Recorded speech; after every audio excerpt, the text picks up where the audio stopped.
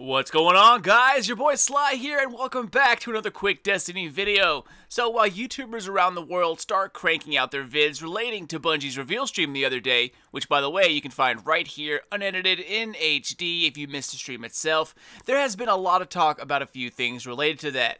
The awesome Titan helmet that's coming out, the new exotic auto rifle, and by the way, I totally don't think this one is the exotic Khvostov, which we saw in the last reveal as well. This one has wood elements to it, and the Khvostov we seen last time was a bit smaller and all black. But in any case, we see a possible raid weapon, the Gallerwing, and of course, Deej's insane pro-level Destiny skills. Now, while one of his moments happened, he fell off the side of the map and has to enter the settings to fix his controller, and that's when this popped up. So there's a few things here. First, don't believe the hype, guys. While 355 would be suitable for an update like, the April update or something along those lines, it's nothing if not underwhelming for a full-blown expansion. Now, I'll get to my predictions towards the end, but one thing about YouTube is that when we create stuff, there is always a lot of passion involved, and if there wasn't, most of us wouldn't sit down for 6 hours to make a 10-minute video. But the downside is that excitement can cloud judgment, and a lot of times everyone is so focused on this new awesome thing at hand and try and be the first video out that they don't stop and think it through. I know I've done it plenty of times, and I have the bad comments and votes to prove how bad of a decision that really is. The same thing is happening here, guys. People are so focused about this behind-the-scenes sneak peek of the light level that they aren't stopping to think it through. So while you've seen nothing but, 355 max light level, super ultra confirmed, or stuff like that, I wouldn't bet on it, and here's why. So to start out, the answer is right in front of everyone's noses, this ghost right here. If you still have this ghost, equip it on your character in Destiny and see what happens to your light level. It will absolutely plummet. The vanilla ghost doesn't have a light level attached to it, and while this might change in Rise of Iron, there is no way that a plain ghost shell that we've used for years will be max light going forward. I personally think that it's not going to get touched, but I've been wrong before, so let the time decide. Next, let's talk about their armor. Now, I can't confirm all of this, but the Titan was wearing New Monarchy armor, the Hunter looked like it was wearing Crucible armor, and the Warlock is kind of a mystery, but more than likely it's a Vanguard set or early quest-related stuff.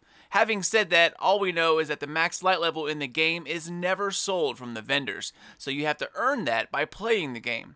For example, when the Taken King launched, the light cap was at 320. The vendor's material is all sold at 280, and even with the light upgrade from the April update, we still didn't see any vendor upgrades in terms of light. So that also points to Deej's level being significantly lower than the max level. The final piece of evidence is more experience than evidence really, but this is Bungie's last expansion for Destiny. Destiny 2 is the only other major release planned right now, and that is a standalone game in itself.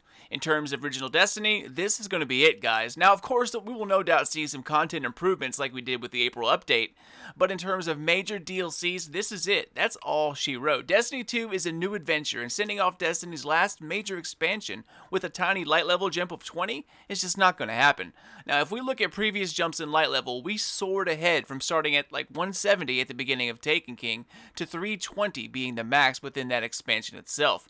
That's an increase of 150 light. And while the Taken King was different with its leveling system, it should give us a decent idea of what to expect. So since the Rise of Iron isn't as big as the Taken King, but it's bigger than all the other expansions out there, I'm thinking we could expect the light to rise about the same fashion. My prediction is that we will see the light rise to 410 or 420. The absolute lowest, and even then it's hard for me to say this, but the lowest I can see it going is 375, 380. Even that doesn't give the players a lot of room in terms of rising through the new ranks. So with all that in mind, my thinking is the low 400s. Now, of course, this is all speculation on my part, but again, we'll have to wait and see. But yeah, that's it, guys. Tell me what your thoughts are on the Rise of Iron's light level and where you think it'll eventually end up. But that's it for me, guys. As always, thank you all so much for watching and for supporting the smaller YouTuber. You can follow me on Twitter at SlyNation for up-to-date info about anything Destiny or The Division. It's also a good place to hear about all my new uploads coming out of my channel. It's been a pleasure, guys, and until next time, this is your boy Sly. Done, gone, out. Ammo inbound. Zone B secure.